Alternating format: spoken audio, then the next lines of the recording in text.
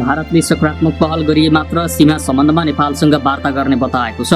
भारतको विदेश मन्त्रालयद्वारा आयोजित नियमित पत्रकार सम्मेलनमा प्रवक्ता अनुराग कुमार श्रीवास्तवले सीमालाई लिएर भारत र नेपाल बीच देखिएको पछिल्लो तनावका सम्बन्धमा वार्ताका लागि रचनात्मक र सकारात्मक पहल चाहिने बताएका हुन्।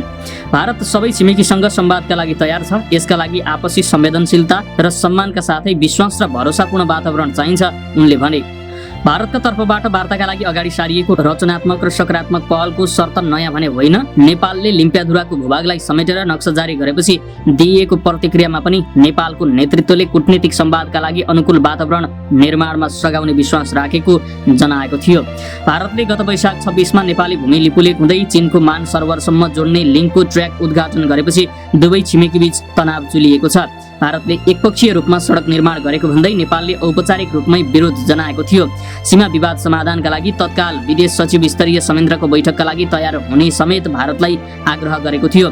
भारतले भने कोभिड-19 को महामारी नियन्त्रणपछि बैठक राख्न सकिने बताएको थियो। त्यसैबीच भारतका सेना प्रमुखले लिपुलेक सडकका सम्बन्धमा नेपालले चीनको इसारामा विरोध गरिरहेको भन्ने आशयको अभिव्यक्ति दिएपछि परिस्थिति थप तनावपूर्ण बन्यो। त्यसपछि नेपालले सन् 1816 को सुगौली सन्धिलाई आधार बनाएर लिम्पियाधुरासम्मको भूभाग समेटेर नयाँ नक्सा जारी गर्यो। त्यसपछि संविधानमा रहेको निशान छाप सम्बन्धी व्यवस्थालाई संशोधन गर्न प्रक्रिया अगाडि बढाइएको थियो। तर बुधबार संशोधन प्रस्तावलाई सरकारको आग्रहमा संसदको कार्यसूचीबाट हटाइएको छ। नक्साका सम्बन्धमा काठमाडौँमा विकसित घटनाक्रमप्रति दिल्लीले विशेष चासो राख्दै आएको छ। स्रोतका अनुसार सीमा विवाद टुङ्गिनु अघि नै नयाँ नक्सालाई पारित गर्न संविधान संशोधन गर्दा द्विपक्षीय वार्ताको सम्भावना कमजोर हुने सन्देश दिल्लीले काठमाडौँलाई दिइसकेको छ। सरकारले संविधान संशोधन प्रस्ताव अन्तिम समयमा फिर्ता लिनुका पछाडि पनि दिल्लीबाट गएको त्यही सन्देशको कारण रहेको आशंका गरिएको छ। भारतका विदेश मन्त्रालयका प्रवक्ताले बिहीबारको पत्रकार सम्मेलनमा सीमा सम्बन्धमा नेपालमा भइरहेका घटनालाई नजिकबाट नियालिरहेको बताएकाले पनि संविधान संशोधनमा भारतको चासो प्रष्ट हुन्छ।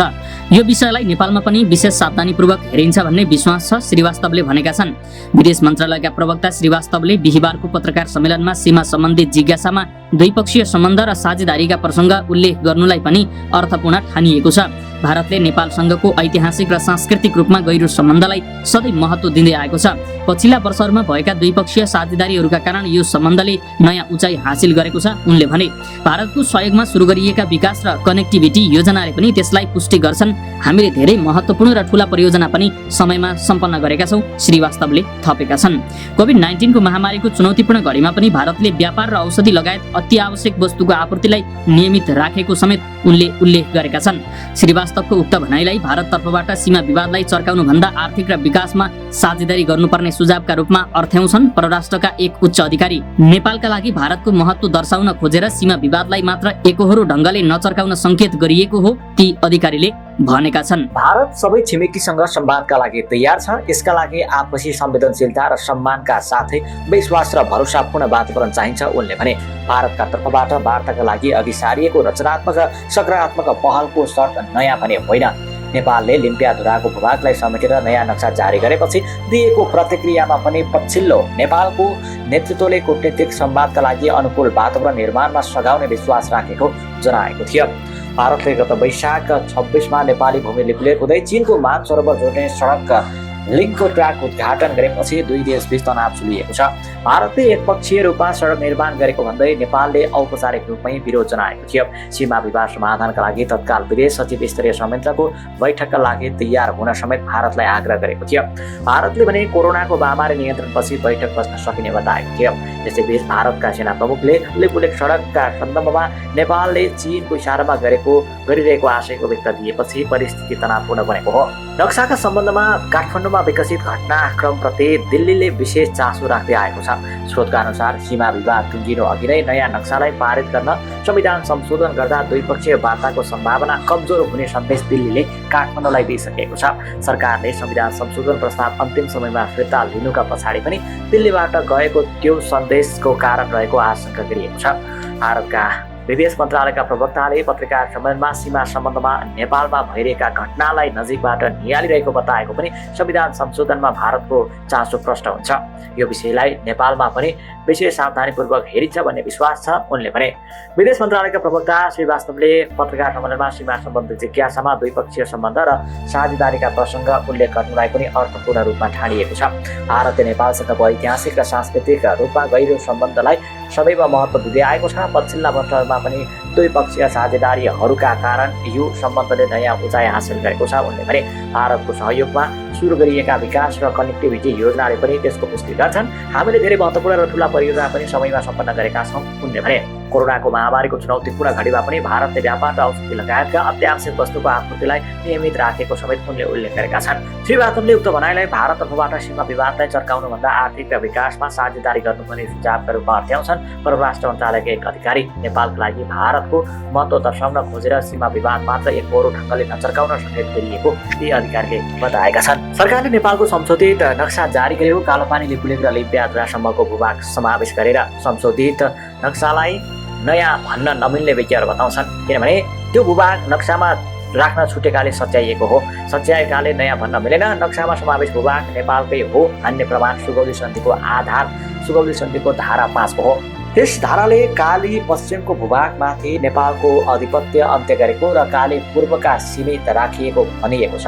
के पनि स्मरण होस् भने सुगौली सन्धि नेपालीहरूले गर्व गर्नुपर्ने दस्तावेज भने होइन। किनभने त्यो सन्धिले पहिलेको नेपाललाई खुम्चाएको हो। सन् 1816 अर्थात् सम्वत 1873 को सुगौली सन्धि नेपाल राष्ट्र र कुनै पनि नेपालीलाई गौरवान्वित तुल्याउने दस्तावेज होइन। तर विडम्बना त के छ भने त्यस अपमानजनक सन्धिले खुम्चाएको सिमाना समेत सुरक्षित छैन। नेपालको पूर्व पश्चिम र दक्षिणमा अवस्थित भारत त्यहाँ तुतिएको सिमानामा रहेर समेत नबसेर नेपाली भूमिमा छिरेको र आफ्नो त्यो कृत्यलाई जायज ठहर्याउँदै भूमि आफ्नै सत्ता हदभित्र रहेको भएर जिकिर गरिरहेको छ। सुगौली सन्धि वाचन गरेर नथाक्नेहरूले हेर्नै पर्ने भूमि पश्चिमतर्फको मात्र होइन तराईको थुप्रै र त्यो सन्धिले मेची पूर्वको भूभाग पनि हरण गरेको छ। धेरैलाई विशेष गरेर नयाँ पुस्तालाई लाग्छ सुगौली सन्धि के हो? के नेपालको आत्मसम्मान बढाउने दस्तावेज हो? भ्रम नहुनुहोस्, कुनै आत्मसम्मान दिलाउने दस्तावेज होइन। त्यो बारम्बार अपमानित महसुस गराउने दुर्घटना हो बरु। किनभने यसैका कारण नेपालले आफ्नो 1/3 भन्दा बढी भूभागमाथि अङ्ग्रेज इस्ट इन्डिया कम्पनीको आधिपत्य स्वीकारेको थियो। त्यो सन्धि त बरु मनमा गाडिएको सुल हो। कहिले बिर्सन नसकिने अपमानको त्यो सुलले खाटो नबस्ने घाउ लगाएको छ। बगत बगतमा दुखिरहन्छ। कहिलेकाहीँ हुरुक्कै बार छ। जब जब स्मरण हुन्छ त्यसले अरू वेदना पनि थप्छ। सीमा विवाद भएपछि नेपालीहरूलाई सुगौलीको प्रेतले तर्साउँछ। सङ्घीय संसद प्रतिनिधि सभामा सांसदहरूले सीमा विवादको विषयलाई लिएर भारतको आलोचना गरेका छन्। प्रमुख प्रतिपक्षी काङ्ग्रेसका सांसदहरूले मुख्य गरी कालोपानी लिपुलेक र लिम्पियाधुरालाई लिएर भारतको आलोचना गरेका हुन्। उनीहरूले भारतले नेपालले लगाएको बोनको सट्टा पिच्छुमा छुरा रोपेको बताएका छन्। प्रतिनिधि सभाको बैठकमा प्रतिपक्षी र सत्तारूढ दलका सांसदहरूले छिमेकीको विवाद समाधान गर्नका लागि भारत सरकारसँग उच्च स्तरीय वार्ताका लागि पहल गर्न सुझाव समेत गरेका छन्। संसद बैठकमा प्रतिपक्षी दलका सांसदहरूले भारतले मेचेको भूमिबारे तत्काल निर्णय गर्नुपर्ने आवाज पनि उठाएका थिए।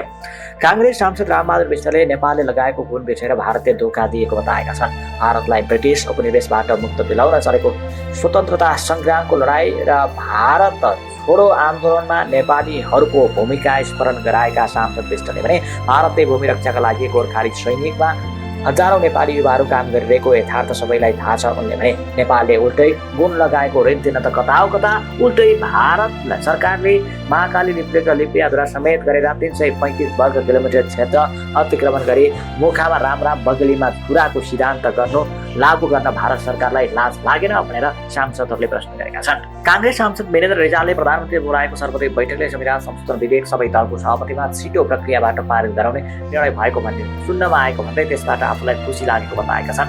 नयाँ नक्सा अनुसार संविधान संशोधन गर्नु संसदको कर्तव्य भएको समेत उनको धारणा थियो।